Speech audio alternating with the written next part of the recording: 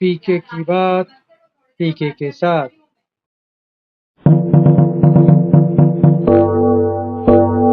मित्रों नमस्कार। कल मैं भ्रमण पर था, दाहोद गया था। अपने एक परम मित्र डॉक्टर अमर सिंह चौहान, कल उनकी सेवानिवृत्ति का कार्यक्रम था, उसमें शरीक हुआ। कार्यक्रम में बहुत से पुराने मित्र मिले, बड़ा अच्छा लगा। मेरे गांव जो कि ग्राम पारा है, यहाँ से 18 किलोमीटर 16-17 किलोमीटर दूरी पर है, तो अधिकांश वहाँ पर निवास करते हैं। डॉक्टर अमर सिंह चौहान का भी मतलब मकान वहीं पर है, और मेरा भी पैतृक मकान आवास वहीं पर है। तो अच्छा लगा।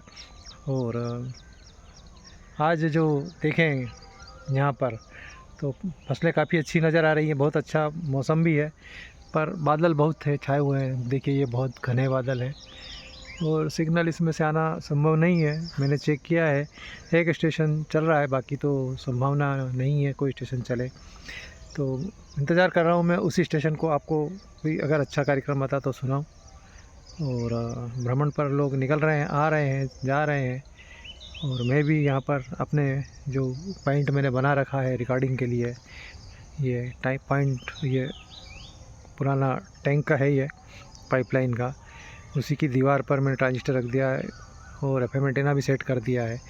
और अभी जब आता है कोई कार्यक्रम तो मैं रिकॉर्ड करूँगा और उसको आपको सुनवाऊँगा।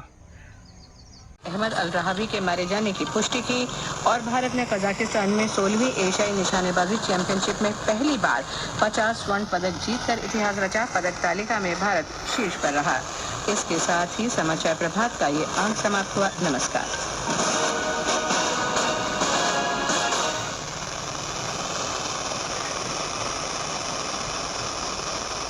सिग्नल स्ट्रेंथ 01, नॉइस रेशियो 02, बहुत कम सिग्नल, फिर भी ये चल रहा है। मॉर्निंग न्यूज, इंग्लिश न्यूज़ शुरू हो गई है, थोड़ी देर रुकता हूँ, उसके बाद। श्रोता मित्रों, हमारे आपे સાંભળ્યા સમાચાર અંગ્રેજી ભાષામાં 8:30 થઈ છે, અને હવે આપણે સંભળાવીએ હિન્દી ફિલ્મ સંગીતનો કાર્યક્રમ ચિત્રલોક। શ્રોતા મિત્રો, કાર્યક્રમ આપણી સમક્ષ લઈને હું આપનો રેડિયો દોસ્ત મિલિંદ શાહ હાજર છું। કાર્યક્રમમાં સૌપ્રથમ આપણે સંભળાવીએ મિલન ફિલ્મનું ગીત, લતા મંગેશકર અને મુકેશના યુગલ સ્વરમાં ગીત છે। પ્રસ્તુત કરીએ આપના રેડિયો સેટ પર।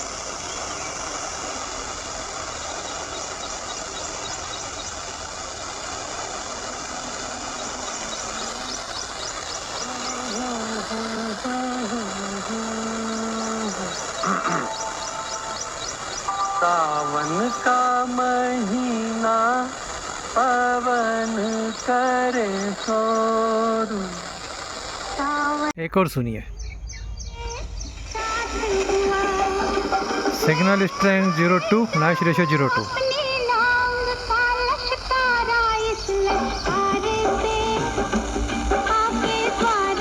1000 થી 5000 નું પેન્શન આપશે, અને મારા ગયા પછી પણ તને તેનો લાભ મળશે।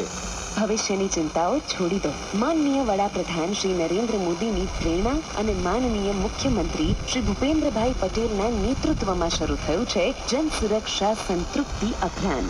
આર્થિક અને સામાજિક સુરક્ષા યોજનાઓ હેઠળ પ્રધાનમંત્રી સુરક્ષા વીમા યોજનામાં ₹20ના વાર્ષિક પ્રીમિયમમાં ₹2 લાખનો દુર્ઘટના વીમો, અને પ્રધાનમંત્રી જીવન જ્યોતિ વીમા યોજનામાં ₹436ના વાર્ષિક પ્રીમિયમમાં ₹2 લાખનો જીવન વીમો મેળવો।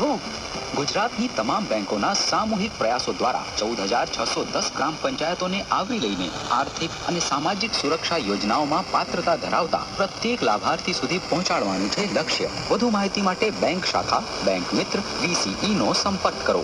બચત ખાતું ન હોય તો આજે જ ખોલાવો, અને KYC તેમજ વારસદારોની નોંધણી બાકી હોય તો અવશ્ય કરાવો।